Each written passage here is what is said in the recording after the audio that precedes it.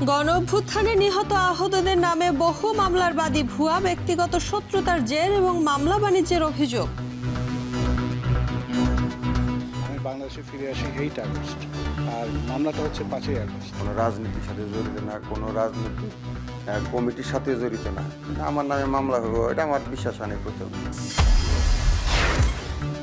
পাহাড়ের নতুন সীমানা সড়কে বেড়েছে জুম ফসলের বিক্রি। স্বাবলম্বী হতে অনেকেই করছেন ফল ফসলের বাগান। এখন আমরা পাচ্ছি 2 ঘন্টা 3 ঘন্টার মধ্যে আসা যাওয়া। ভালো ফসল উন্নতি করে তারপর এই বাড়িতে তো বিক্রি করতে পারছি। আর কুমিল্লা থেকে চলা 4 সেট ডেমোর সবই অচল, চাহিদা বাড়লেও একের পর লোকাল আন্তনগর ট্রেন বন্ধে ভোগান্তি। সুন্দরবনের 3 মাসের জন্য বনজীবী প্রবেশে নিষেধাজ্ঞা, বিকল্প সুযোগ না থাকায় কর্মহীন হাজারো মানুষ।